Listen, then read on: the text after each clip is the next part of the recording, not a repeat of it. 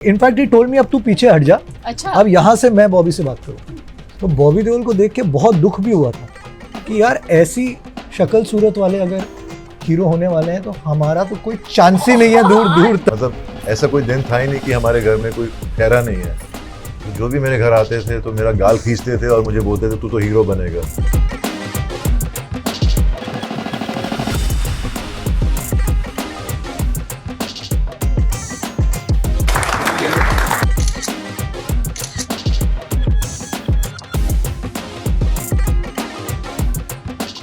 नमस्कार, हमारे साथ स्टूडियो में इस वक्त बेहद खास मेहमान मौजूद हैं। हमारे साथ जुड़े हुए हैं बॉबी देओल सर और हमारे साथ हैं प्रोड्यूसर निखिल द्विवेदी सर। इन दोनों का मैं बहुत बहुत दिल से तहे दिल से स्वागत करती हूँ sir. Welcome in our office sir. Thank you so much. आजकल आपने एक गाना सुना होगा, कम ऑन ओ बेबी दिल किसको दोगी। ये गाना खूब वायरल है। ये गाना है बंदर मूवी का, जिसमें एक बहुत बेहतरीन किरदार निभा रहे हैं बॉबी देओल। यानी ये पूरी फिल्म जो है बॉबी देओल के आसपास ही घूमती है। लेकिन ये फिल्म है कैसी? सर सबसे पहला सवाल मेरा तो यही है, एकदम अलग किरदार है आपका, एकदम शेमलेस किरदार है आपका। ये कैसे किया आपने? यही तो मैं चाह रहा था अपनी ज़िंदगी में एज एन एक्टर कि मैं ऐसे ऐसे रोल्स करूँ ताकि इस मुकाम तक पहुंचूं जहां लोग मुझ पे भरोसा करें कि मैं ऐसे कैरेक्टर्स प्ले कर सकता हूं। तो मैं बहुत लकी था, निखिल के पास एक सब्जेक्ट ऑलरेडी था और काफ़ी टाइम से, और जब देखा कि मैं ज़्यादा मेहनत कर रहा हूं और अपने ऊपर फोकस कर रहा हूं तो इसको भी मुझ पे भरोसा हो गया।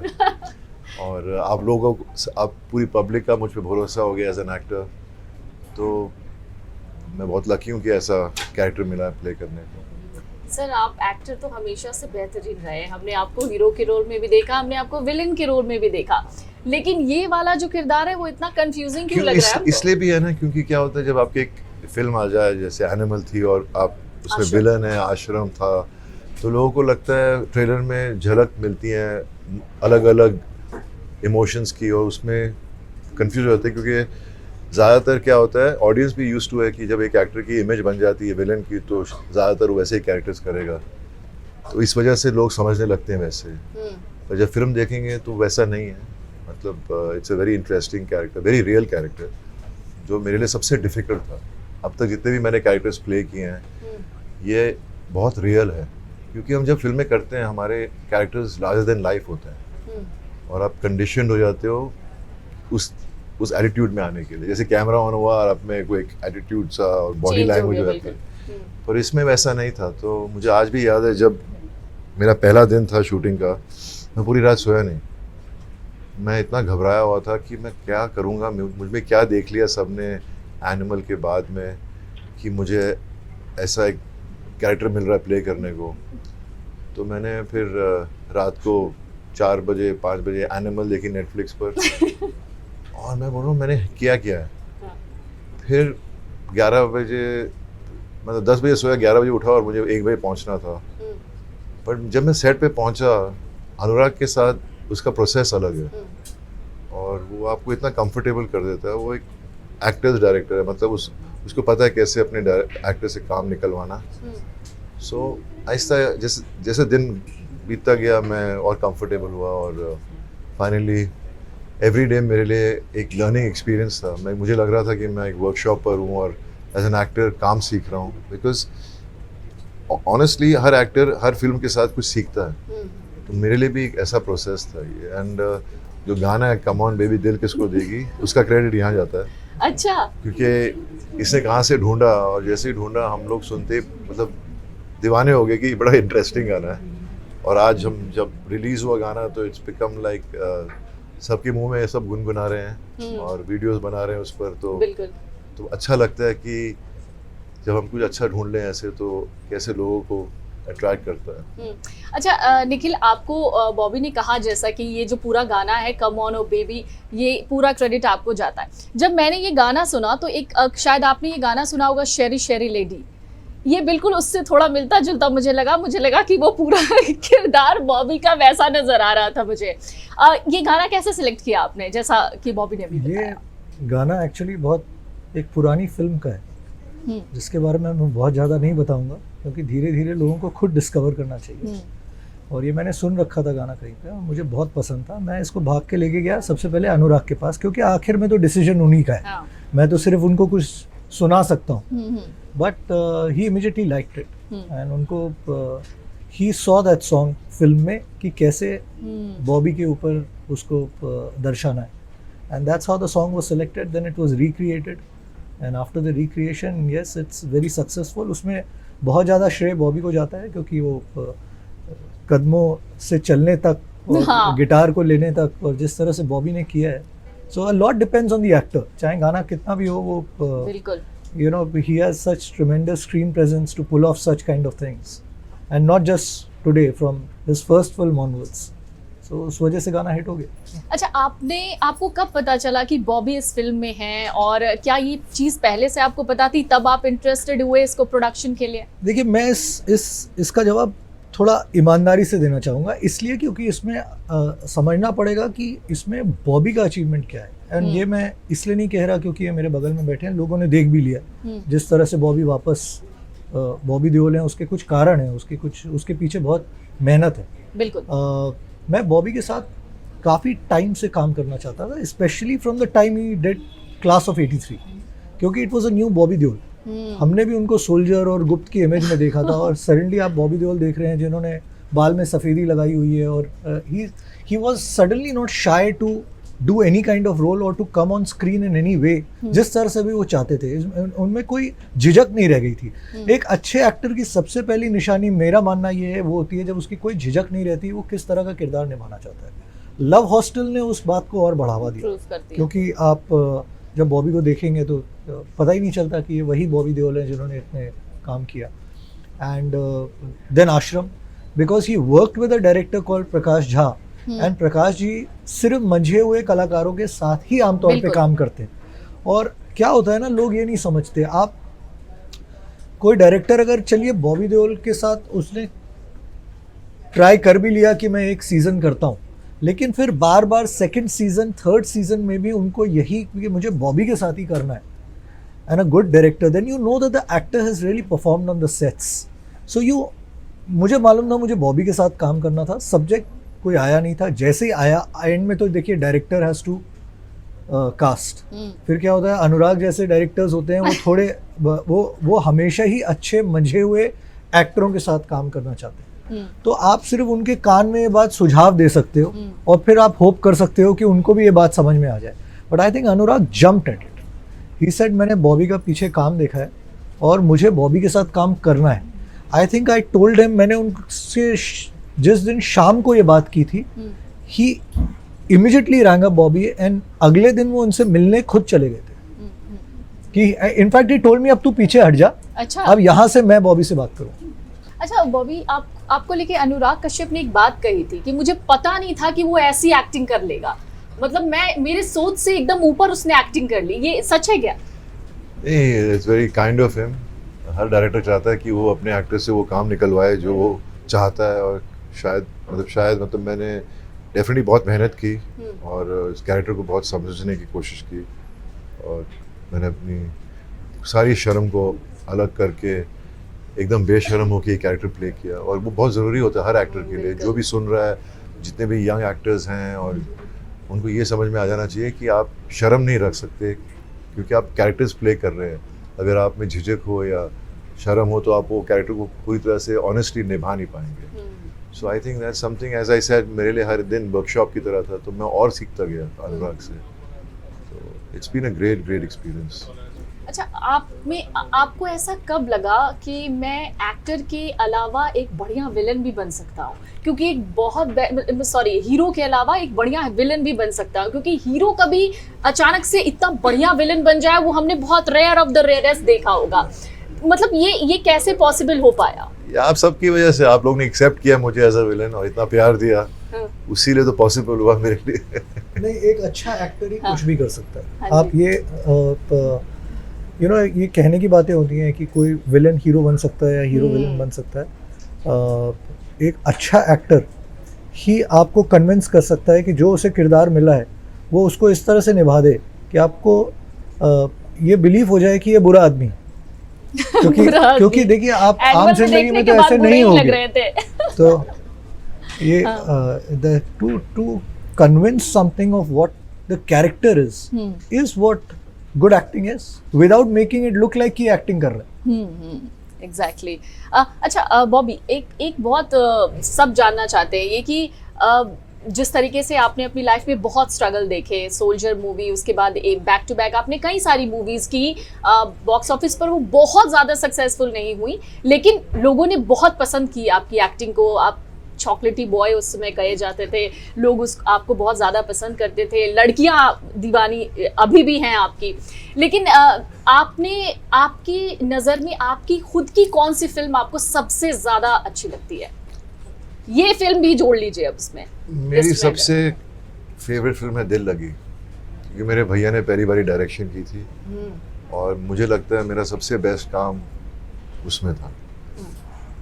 इसलिए नहीं कि भैया ने डायरेक्ट की थी, पर भैया मुझे, क्योंकि क्या होता है कि डायरेक्टर्स मिलते हैं एक्टर्स से और फिर जानने लगते हैं, लेकिन भैया के सामने मैं बड़ा हुआ हूँ तो मेरे हर सच को, हर झूठ को जानते हैं. और एक्टर की अगर वो परफॉर्मेंस में सच्चाई नहीं दिखती तो डायरेक्टर को तब पता चलता है जब उसके साथ फेमिलियर हो जाए. और भैया मुझे इनसाइड आउट जानते थे, तो उन्होंने मुझे इतना मतलब प्यार से काम करवाया, लेकिन मेरे सबसे बेस्ट परफॉर्मेंस करवाया. दिल लगी. अच्छा निखिल, हमने फिल्म में ट्रेलर जब देखा हमने तो उसमें एक लाइन लिखी थी, based on true event, true story. कौन सी स्टोरी है, अगर आप यहाँ पे रिवील करना चाहें? इंस्पायर्ड है, बहुत सारी कहानियाँ हैं, एक किसी शख्स की कहानी नहीं है. ठीक है. बट देखिए, अखबार की सुर्खियाँ, तो आप तो अखबार चलाते हो तो आप लोग को पता ही है. आप जब रोज़ खबरें पढ़ते हैं तो that is what is basically what is happening in the society and the country around us. वहाँ से आपको कुछ बातें ऐसी लगती हैं कि ये एक मुद्दा है जिस पे शायद कोई कहानी लिखी जानी चाहिए या किताब लिखी जानी चाहिए या फिल्म बननी चाहिए. That is what art tries to do. हमने भी बस वही किया. बॉबी, एक सवाल मेरा और होगा आपसे कि ये फिल्म जो है, ये ट्रेलर हमने देखा, ज़बरदस्त ट्रेलर है, मज़ा आ गया देख के, ऐसा लग रहा है कि फिल्म तो देखनी ही पड़ेगी. लेकिन इसमें क्या ऐसा जो मैंने देखा, जो मैंने सेंस किया, क्या ये बिल्कुल ऐसा है कि किस तरीके से एक पुरुष के ऊपर कुछ गलत एलिगेशंस लगा दिए जाते हैं, चाहे वो रेप जैसे मसले हों, शायद उसको दिखा रहा ये कोई स्टोरी है, मीडिया ट्रायल, ये सारी चीज़ें? ये फिल्म का ट्रेलर आपने देख लिया, अब आपको ये सब जानना है. 5 जून को फिल्म लग रही है, फिल्म देखिए. अच्छा, हमारे सही जवाब था. बिल्कुल, बहुत सही जवाब था, मैं एक्सपेक्ट भी यही कर रही थी. हमारे कुछ कलीग्स हैं, वो आपसे कुछ सवाल पूछना चाहते हैं, तो एक एक करके आप सवाल पूछ सकते हैं please. Hello Nikhil ji. Hello Bobby sir. Thalapathy Vijay के साथ जिस तरीके से आपने काम किया, कैसा आपका एक्सपीरियंस रहा, और सीएम बनने के बाद उनसे बातचीत हुई आपकी? नहीं, क्या है कि मैं उनको इतनी अच्छी तरह से जानता नहीं, और बहुत चुप रहते हैं, बहुत क्वाइट इंसान है, तो सेट पे बहुत कम बात होती थी. लेकिन मैं बहुत खुश हूँ कि उन्होंने अचीव किया जो चाह रहे थे. और ये फिल्म उनकी लास्ट फिल्म होने वाली थी इलेक्शन से पहले, लेकिन मुझे समझ में नहीं आया कि हुआ क्या, कि कैसे डिले हो गई. और सुनने में ये भी आया कि लीक हो गई है इंटरनेट पर, तो बहुत अफसोस हुआ इस बात का. Hello sir, Anshika this side. वैसे तो आपने लॉर्ड बॉबी, निराला बाबा और सोल्जर मूवी में विक्की जैसे रोल्स करके इतने सालों से फैंस का दिल जीता है, पर क्या बॉबी देओल की लाइफ में कोई ऐसा रोल है, ड्रीम रोल, जो फैंस अभी देखना चाहते हैं? अभी तो मैंने फिर से शुरुआत की है. अभी तो बहुत सी चीज़ें जो मैं करना चाहता हूँ. यही है कि कहानियाँ अच्छी ढूंढनी मुश्किल होती हैं, और आपके पास वैसे सब्जेक्ट्स बहुत कम आते हैं. तो मेरा माइंडसेट ऐसा है कि मैं एक्सप्लोर करना चाहता हूँ अलग अलग जॉनर्स. जैसे मैं अभी बंदर फिल्म की है, एकदम अलग है मेरे इमेज से, तो मैं वही कोशिश कर रहा हूँ कि मेरे पास ऐसे लोग आएँ जो मुझे ऐसे रोल्स ऑफर करें जो मेरे लिए चैलेंजिंग हो, मेरे कंफर्ट जोन के बाहर हों. वही मैं ढूंढ रहा हूँ, क्योंकि अगर ऐसे काम करोगे, ऐसे रोल्स करोगे, तो कुछ ना कुछ अच्छा निकलेगा और लोगों को और पसंद आएगा. यू नो, तो मैं जैसे मैं एनिमल जब लगी थी, मैंने कभी सपने में भी नहीं सोचा था कि मुझे इतना प्यार मिलेगा, और लोगों ने मुझे इतना प्यार दिया, मुझे इतनी रिस्पेक्ट दी. मैं जहाँ भी जाता हूँ लोग मुझे दुआ देते हैं कि आप और तरक्की करो. मतलब जनता ने और मेरे फैंस ने मुझे इतना प्यार दिया है. मतलब आश्रम के बाद से शुरू हुआ, पर मुझे एक्चुअली ये सब इसलिए भी है क्योंकि मेरे फैंस हमेशा मेरे साथ थे, क्योंकि मेरे पापा ने सबका दिल जीत चुके थे. और उन्होंने हमारे लिए आसान बना दिया उनके दिलों में जगह बनाने के लिए, यू नो। सो अगर ज़्यादा क्रेडिट जाता है कि इतना प्यार क्यों मिलता है हमें, क्योंकि हमारे पापा ने सबको इतना प्यार दिया, और मैं बस यही चाहता हूँ कि मैं और मेहनत से काम करूँ। मेरे अंदर एक जो आग है अब और भी ज़्यादा ज़ोर से जल रही है कि पापा हैं मेरे चारों तरफ और मुझे देख रहे हैं, और मैं बस यही चाहता हूँ कि मैं बस मेहनत करता रहूँ और अच्छे अच्छे रोल्स करता रहूँ। And you proved it sir.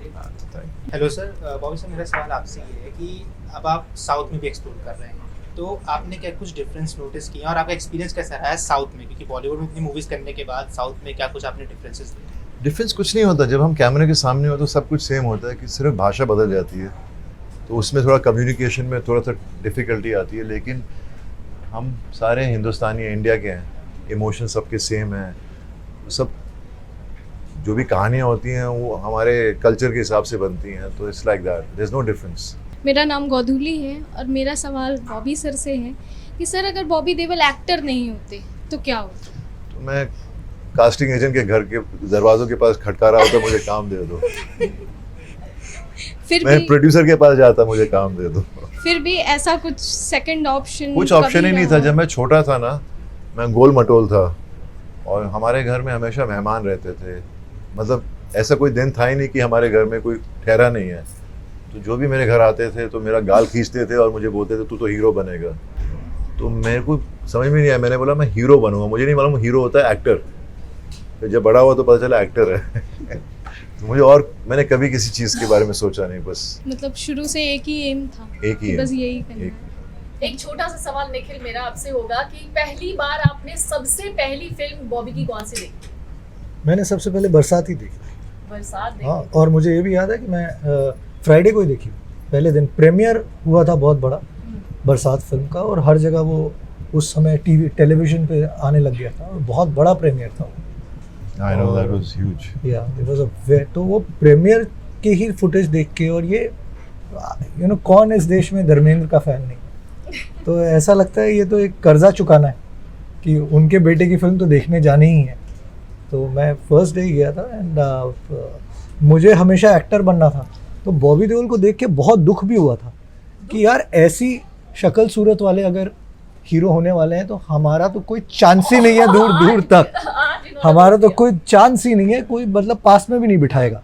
So I was not very happy in that sense कि ये तो हमारी जर्नी कहाँ जाएगी, because he looked, I mean it was as if he was to the silver screen born, he looked so good. या एक वो जो गाना है ना सर आपका, कम ऑन ओ बेबी, मुझे लगता है कि एक बार मेरे को गाना आता तो मैं सिंगर भी सर, होता सर, ना। सर, मैं लेकिन- प्लेबैक करता उसका। लेकिन निखिल सर साथ में। अरे नहीं, ये बेचारा आपने अभी बोला गाना वायरल हुआ है और हिट हुआ है, क्यों तो उसको एक बार हम- यहाँ से अरे भी तो क्यों viral गाया हो जाए। बेचारा? बेसुरी आवाज में कुछ सुनाई। मैं साथ दे दूंगी। नहीं, मुझसे गाया नहीं हाय जाएगा। बॉबी सर, हाय निखिल। मेरा आप दोनों से एक सवाल है। निखिल, आपसे पूछना चाह रहा, जैसे भी आपने कहा कि आपका कोई चांस ही नहीं था, आप एक्टर थे, बहुत अच्छे एक्टर रहे हैं, और आगे भी मैं चाहता हूँ कि आप स्क्रीनिंग करें, बिकॉज आप एंथनी गोंजाल्वेस से आपने शुरू किया था, स्कैम में भी आप नज़र आए।